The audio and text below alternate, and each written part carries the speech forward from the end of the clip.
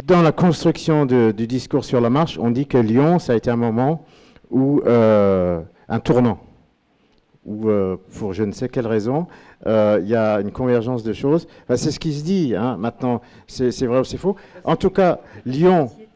Il y avait plein de gens de l'extérieur. Oui, non, mais c'est pas là qu'à Lyon. Ce que je veux dire, c'est qu'à un moment donné, il y a des choses qui se passent politiquement dans le cadre de la marche, des choses qui se disent et des choses qui ne se disent pas.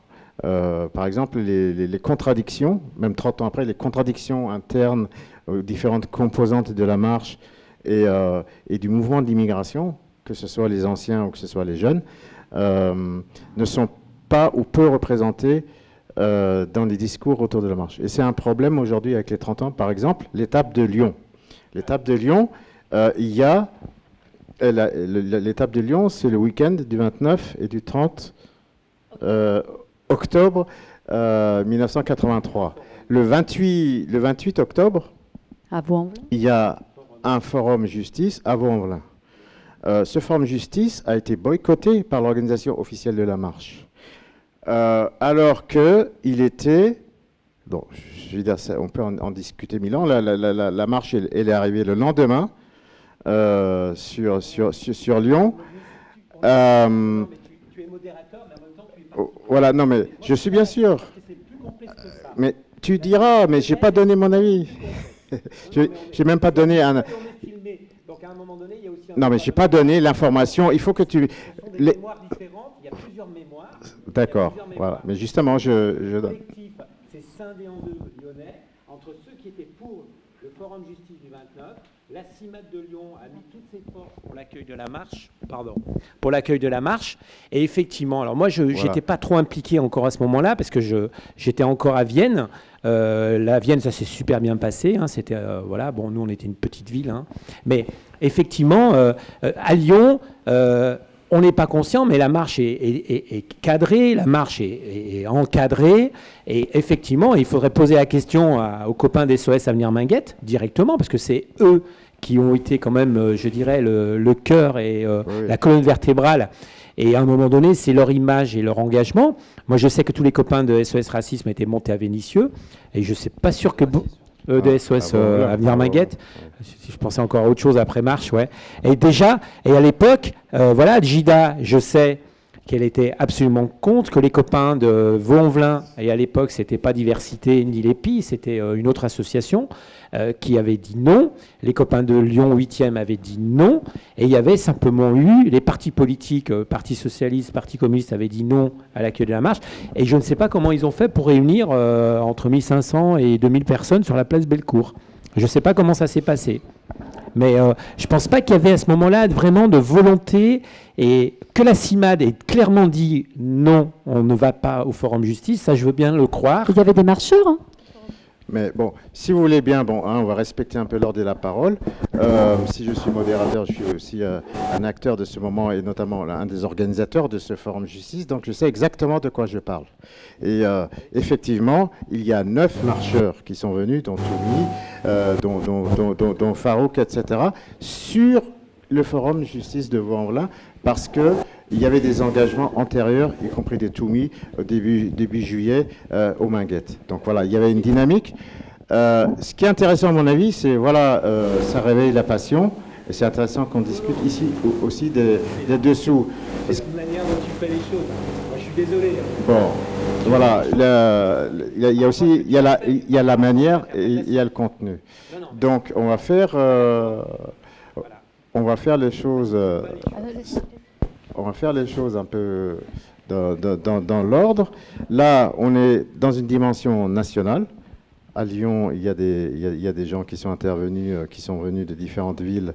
C'est la première fois qu'ils rejoignaient la marche. Et après l'étape de Lyon, après la mort de Habib Grimzi, on l'a dit, tué par les légionnaires dans le Bordeaux-Vintimille le 14 novembre, la marche...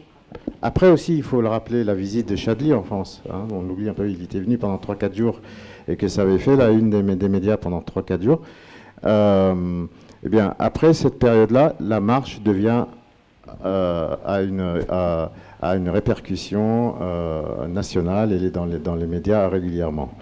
Et des personnalités politiques, religieuses, syndicales, etc., rejoignent la marche, notamment, les images les plus connues c'est Georgina Dufoy qui est à Strasbourg, Jacques Lang, Lustigier, Edmond Maire, etc., qui sont là à différentes étapes et qui font un bout de route ensemble et qui discutent avec les jeunes avec des images, d'ailleurs relayées principalement par une émission qui s'appelait Mosaïque.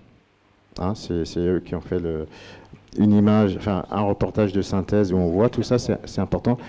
Mosaïque sur FR3, oui, tout à fait. Ouais. Des images, et c'est Mosaïque qui fait un film à partir des images de FR3. Voilà. Et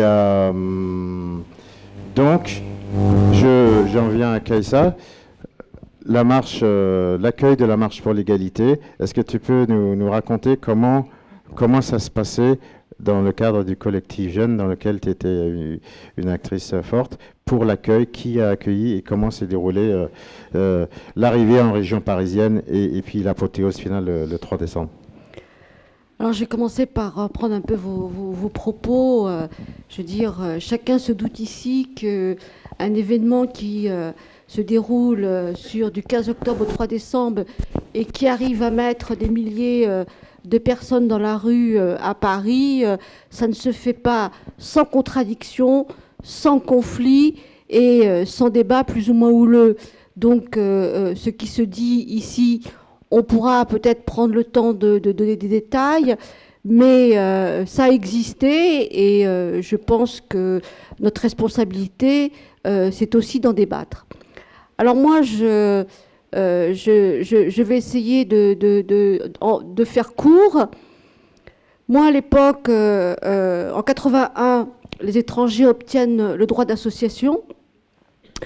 À ce moment-là, les radios libres commencent à naître et une équipe de militants, parce que dans les années 80, dans les années 70, dans les années 60, il y avait des mouvements de l'immigration. Ce n'était pas le vide. Les militants, ils naissent pas via la marche. D'accord ? La marche, c'est un point de rencontre entre une jeunesse d'origine maghrébine, des militants et une partie de la société française. Donc, le cadre, il y a des associations de l'immigration, il y a des étrangers qui font de la politique, qui font de l'associatif, il y a des militants d'origine immigrée, des jeunes qui sont dans les partis politiques traditionnels, au Parti communiste en majorité ou à l'extrême gauche pour un certain nombre d'entre eux. Donc la fréquence se libère en 81, un groupe crée Radio Beurre. Il faut savoir que à cette époque-là, dans les médias traditionnels, il n'y avait pratiquement, si mes souvenirs sont exacts, aucun journaliste qui reprenait ce qui se passait dans les quartiers ou dans l'immigration. D'ailleurs, c'est ce qui a motivé la création d'un journal qui s'appelle Sans Frontières. Et dans la continuité, il y a eu donc la création d'un certain nombre de radios associatives et après de journaux. Et entre autres, je dirais que la motivation de la création de l'agence Immédiat, ça répondait à un réel besoin. C'est qu'un certain nombre d'associations, de mouvements et même, je dirais, une certaine communauté ne trouvait pas son compte dans les médias traditionnels, dans les radios, dans les télés. Donc Radio Beurre est créée, moi j'arrive en 82, et cette radio crée un engouement très fort. Tout simplement parce que c'était l'une des radios qui passait de la musique et de la musique arabe et de la musique kabyle. Donc tout de suite les femmes en sont devenues fans, c'est-à-dire qu'elles l'écoutaient toute la journée. Et on faisait des concerts, on rencontrait les femmes. Enfin, c'était la première fois dans ce pays que la musique arabe ou la musique kabyle n'était pas disqualifiée et n'était pas folklorisée comme on le faisait en règle générale dans le reste de la société française. C'était aussi une reconnaissance de l'identité culturelle d'un certain nombre d'immigrés dans ce pays. Tout à coup, on entend la musique qu'on entend dans son enfance, les femmes peuvent écouter des chansons de l'exil et on peut se retrouver un peu chez soi. Parallèlement à ces émissions culturelles, il y avait à Radio Beurre des émissions politiques Et bientôt, à chaque fois qu'il se passait quelque chose dans les quartiers, les gens nous téléphonaient et nous disaient « venez voir ce qui se passe ». Et on faisait des reportages. Et moi, je faisais partie d'une équipe, et plus particulièrement avec un ami qui était Momo, qu'on appelait le gros Momo de manière affectueuse. On avait l'habitude de circuler en banlieue, d'aller malheureusement très souvent dans les marches silencieuses des banlieues, des quartiers, quand il y avait des bavures policières, quand il y avait des crimes racistes. Et là, je rappelle le rôle prédominant des femmes qui étaient bien souvent celles qui organisaient ces comités de soutien, ces marches silencieuses, etc. Et puis, quand il se passait quelque chose en province, avec Momo, on y allait aussi. Donc, c'est comme ça qu'on est allé pour la grève de la faim des Minguettes, on a fait des reportages. C'est comme ça qu'on est allé aussi au Forum Police-Justice qu'avait organisé l'association des mères de victimes et puis un certain nombre de militants dont faisait partie Mognis. Donc, nous, on était extrêmement sensibilisés à toutes ces questions de quartier. D'autre part, au niveau de la région parisienne, il y avait des associations. Donc, on se rencontrait, on militait ensemble. Elles n'étaient pas très importantes, mais elles existaient. Et quand on a entendu parler de la marche, on a reçu un courrier de Delorme.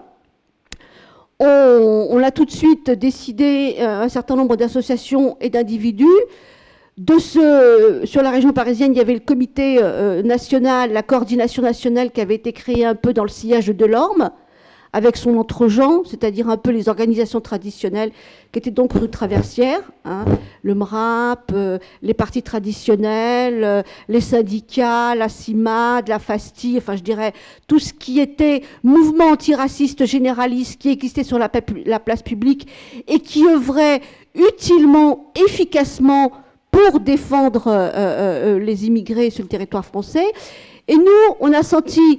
Comme on était à Radio Beurre et d'autres étaient dans d'autres associations de jeunes, par exemple comme l'ANJ, et d'autres militants qui étaient des militants sans frontières et d'autres militants qui appartenaient à d'autres associations, on s'est dit, nous, en fait, on a envie de pouvoir parler de nos propres préoccupations, de nos propres revendications. Donc on a décidé de se réunir entre nous au relais Ménilmontant, où on a commencé, je dirais, tout de suite. Alors au début, c'est vrai qu'on était un peu hésitant, tout simplement parce que le collectif parisien, les gens étaient déjà un petit peu plus âgés, plus politisés. Ils avaient souvent une formation politique, ils avaient été soit militants syndicaux, soit militants politiques, et ils avaient une appréhension de la marche qui était de dire, est-ce que nous, on va soutenir cette marche de curé. Donc au début, il y a eu un débat à savoir est-ce qu'on soutient, est-ce qu'on ne soutient pas, qu'est-ce qu'on met comme revendication. Et puis très vite, ce qui nous a déterminés, c'est que nous, par exemple, à Radio Beurre et d'autres, on avait rencontré les marcheurs et pendant la grève de la faim. Et ce qui a emporté notre décision, c'était surtout que c'était des jeunes qui parlaient de leurs conditions, qui parlaient de leur situation, qui parlaient de l'agression d'une partie de la police, qui parlaient de la relégation du quartier, qui parlaient des problèmes qu'il y avait dans le quartier Montmousseau, de l'impossibilité de sortir de la nasse, parce qu'il faut quand même vous rappeler que le père Delorme, il n'a pas été choisi comme ça par hasard. Je veux dire, il n'est pas arrivé en disant c'est moi le héros, etc. C'est qu'à un moment donné, il y avait un tel conflit des jeunes dans la région lyonnaise entre la police, la justice, la mairie aussi, ils étaient en conflit. Donc à un moment donné, il a bien fallu trouver un médiateur, et Christian Delorme, il était là, il les connaît, etc. Est-ce que nous, de Paris, on allait délégitimer un homme qu'ils avaient choisi eux-mêmes pour les représenter? Donc, je veux dire, au bout d'un moment, on s'est dit, bon, ils se prennent en charge, ils vont faire le tour de France, ils parlent des problèmes réels, il faut les soutenir. Donc tout de suite, on s'est mis à leur disposition. Une des clés de la réussite de ce compagnonnage, c'est que les jeunes marcheurs des Minguettes, c'était des gens qui venaient de s'organiser. C'est-à-dire qu'ils n'étaient pas comme un certain nombre de militants avec des traditions politiques, des traditions organisationnelles, des programmes tout faits. Et donc, ils n'opéraient pas sur les autres une mainmise ou une manipulation. Chaque collectif pouvait faire les tracts qu'ils voulaient, en gros.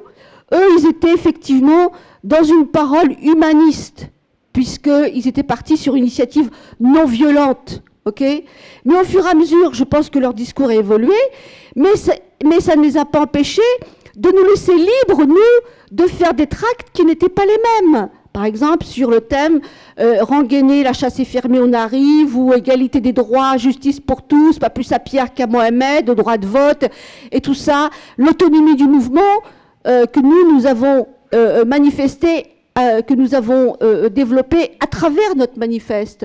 Donc il y a eu une très grande confiance politique. Nous, on n'a pas de Paris, on n'a pas essayé de les manipuler. On leur a pas dit, vous devez dire ça dans vos étapes, vous devez faire ça, vous... Hein, moi, c'est pas tout, mais il y avait une fille qui faisait la coordination, qui était une fille, enfin, qui est toujours là d'ailleurs, qui sera là demain, qui est Rachida Azoug, qui faisait une coordination régulière aux marcheurs, et on leur demandait leur avis à chaque fois qu'il fallait qu'on parle ou qu'on ait une initiative. Donc, très grande confiance. Et là où on a commencé à se rendre compte que les choses marchaient, c'est qu'on a vu, nous, arriver des associations de banlieue. C'est-à-dire que d'un seul coup, ce collectif, et je le dis pas personnellement, c'est parce que j'ai eu l'écho d'autres copains, ce collectif était un lieu où des gens se retrouvaient eux-mêmes. C'est-à-dire qu'il y avait quelquefois des militants qui étaient organisés ailleurs, mais dans leurs organisations, il leur manquait quelque chose. Ils n'y trouvaient pas leur compte. Par exemple, c'est des Maghrébins. Et quand ils sont venus dans le collectif, Tarek, il est là, il est arrivé aussi, il était jeune étudiant, beau garçon, avec ce copain Farid Talba, ils sont arrivés dans le collectif tous les deux avec leur cartable. Ils ont trouvé dans le collectif une partie d'eux-mêmes, comme moi j'avais trouvé une partie de moi-même, comme d'autres avaient trouvé un peu une partie d'eux-mêmes, une réponse, une rencontre avec leurs propres préoccupations. C'est pour ça que je dis que la marche, c'est la rencontre d'un groupe de jeunes qui veulent manifester des aspirations, une volonté de rester dans ce pays, de témoigner de leur souffrance, et la rencontre d'une partie de nous-mêmes qui n'étions pas dans les marcheurs quotidiens, mais qui vivions la même chose dans les quartiers, et une partie de la société française, parce qu'il ne faut pas oublier, parce que, je veux dire, si la marche reste, c'est qu'il y a eu autant de gens sur Paris, parce que des marches, il y en a eu avant, et il y en a eu après. Elles n'ont pas eu le même retentissement médiatique, mais surtout, elles n'ont pas eu le même retentissement politique, parce que de la marche de 83, des gens disent qu'ils se sont construits politiquement, donc la naissance d'une conscience politique, l'élargissement, l'idée, comme le disait Farid dans le discours qu'on a fait en fin de manif, notre présence ne se discute plus, et surtout la grande espérance, demain, ce ne sera jamais plus pareil. Et c'est vrai qu'à ce moment-là, après 81, on y croyait. Alors après, bon, bah, on verra, enfin, parce que je crois que c'est le deuxième débat, après le mouvement, comment on construit son autonomie, comment on fait, à travers quoi, qu'est-ce qui s'est passé. Je termine en disant une chose. Nous, dans le collectif parisien, et même puisqu'on allait régulièrement à la réunion nationale, on n'a jamais été au courant, si vous voulez, des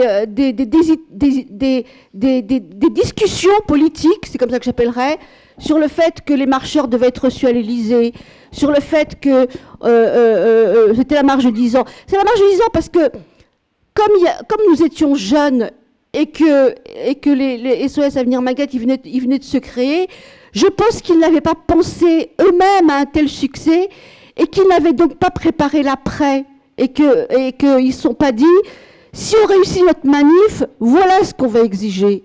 Ça traduit tout simplement l'immaturité. Aujourd'hui, 30 ans après, nous, quand on milite, on sait un peu comment on va voir les autorités, eux, et nous, d'abord, on a été surpris de ce succès. Je veux dire, il faut vraiment vous le dire. Hein. On ne pensait pas qu'il y aurait autant de monde parce que la nuit d'avant, on faisait encore les banderoles. Donc, Tarek est là, il les faisait avec nous, il pourra le dire. Mais ce que je veux dire, c'est que cette marche, elle a suscité un vrai espoir parmi nous.